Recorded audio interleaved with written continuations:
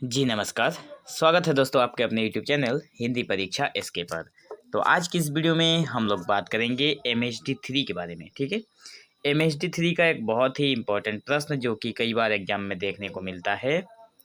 प्रश्न है, गोदान में चित्रित प्रमुख नारी पात्रों की विशेषता बताइए। तो जो गोदान हमारा उपन्यास है ये मुंशी प्रेमचंद द्वारा रचित है। तो इसके जो नारी पात्र हैं वो प्रमुखतः मतलब मेनली 3 हैं। ठीक है, और इन तीनों की सारी विशेषताओं के बारे में हम लोग जानेंगे।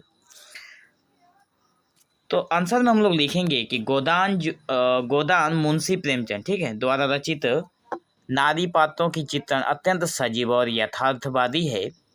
प्रमुख नारी पात्रों में मुख्य रूप से धनिया है, मालती है और गोबर की जो पत्नी है झुनिया वो है। ये शामिल हैं तीनों। ठीक है, इनके व्यक्तित्व और जीवन के विभिन्न पहलुओं का वर्णन निम्नलिखित है। तो इनके जीवन से संबंधित जो सारी बातें हैं उसे हम लोग आगे देख रहे हैं। धनिया जो है, धनिया के बारे में बताया गया कि धनिया होरी की पत्नी है। होरी एक व्यक्ति है जिसके पत्नी है धनिया, और गोदान के सबसे प्रमुख नारी पात्रों में से एक है क्योंकि ये प्रमुख नारी पात्र है। वह एक ग्रामीण महिला है, मतलब धनिया एक ग्रामीण महिला है जो पारिवारिक और सामाजिक जिम्मेदारियों को निभाते हुए कर्तव्यपरायण और संघर्षशील जीवन जीती है। इसके जो विशेषता है वो है कि ये कर्तव्यनिष्ठ है। ठीक है, तो कहा गया है कि वह अपने परिवार के प्रति समर्पित है और हर स्थिति में परिवार को साथ लेकर चलती रहती है। ये धनिया जो है वो साथ कर्तव्यनिष्ठ के साथ साथ ये साहसी भी है।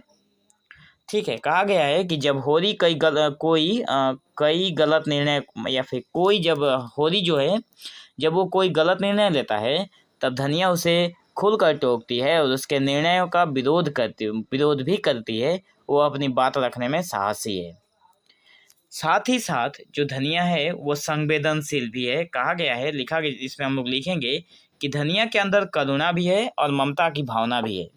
वो पारिवारिक संकटों में भी सहनशील और संघर्षशील बनी रहती है। जब भी परिवार पे कोई संकट आता है तो वो संघर्षशील है। वो मतलब संकटों के साथ सामना करती है और सहन करती है सारी चीज़ों को। साथ ही साथ उसकी और एक विशेषता है जो कि वो विरोधाभासी स्थिति में भी अनुकूल परिस्थिति लाने की कोशिश करती है, जिसमें कहा गया है कि या फिर हम लोग लिखेंगे कि एक ओर धनिया पारिवारिक जिम्मेदारियों का बोझ उठाती है, वहीं दूसरी ओर वो सामंती और पितृसत्तात्मक समाज की अपेक्षाओं के अधीन रहती है। एक तो वो सारी पारिवारिक जिम्मेदारियों का बोझ उठा रही है, ऊपर से जो पितृसत्तात्मक या फिर पितृतांत्रिक जो समाज है उसकी अपेक्षा के अधीन रहती है। ठीक है, मतलब पितृतांत्रिक जो समाज है उसकी ये विरोध भी करती रहती है। दूसरे नंबर जो महिला है इस गोदान में उसका नाम है मालती। कहा गया है कि मालती गोदान की एक बहुत ही महत्वपूर्ण नारी पात्र है। वो शिक्षित भी है, आधुनिक और स्वतंत्र विचारधारा वाली महिला है। मालती समाज के उच्च वर्ग से आती है और उसकी जीवन शैली शहरी है। अच्छा, ये जो है ये उच्च वर्ग से बिलोंग करती है और इसकी जो जीवन शैली है वो शहरी है, मतलब शहर में रहने वाली एक लड़की है। इसके जो विशेषताएं हैं वो है कि इसके पास आधुनिक विचारधारा है। मतलब मालती स्वतंत्र और शिक्षित महिला है। वो अपनी जिंदगी को अपने ढंग से जीने की कोशिश करती है। वो परंपराओं से बंधी नहीं है और अपने जीवन के निर्णय खुद लेती है। ये संवेदनशील भी है। कहा गया है कि यद्यपि शुरुआत में उसका चरित्र समाज से थोड़ी दूर और स्वार्थी लगता है, लेकिन धीरे धीरे उसमें समाज और दूसरे के प्रति संवेदनशीलता उत्पन्न हो जाती है। आगे बताया गया है कि वो मालती जो है वो आत्मनिर्भर भी है।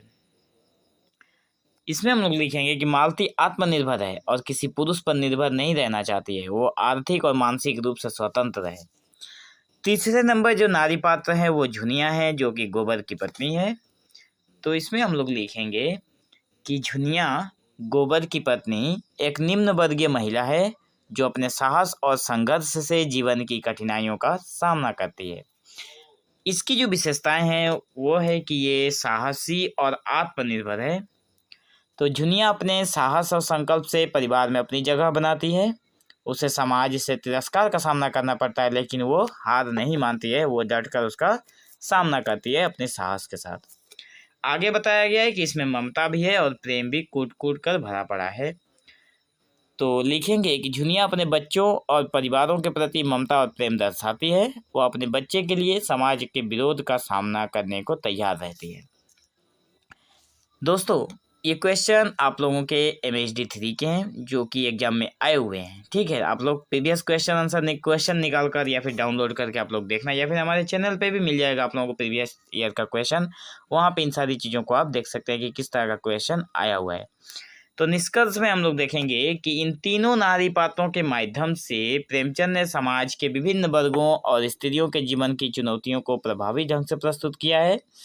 धनिया जो कि ग्रामीण संघर्षों की प्रतीक है, वहीं मालती स्वतंत्र और आधुनिकता का प्रतीक है। साथ ही साथ झुनिया समाज के तिरस्कार के बावजूद भी आत्मनिर्भरता और साहस की प्रतीक है।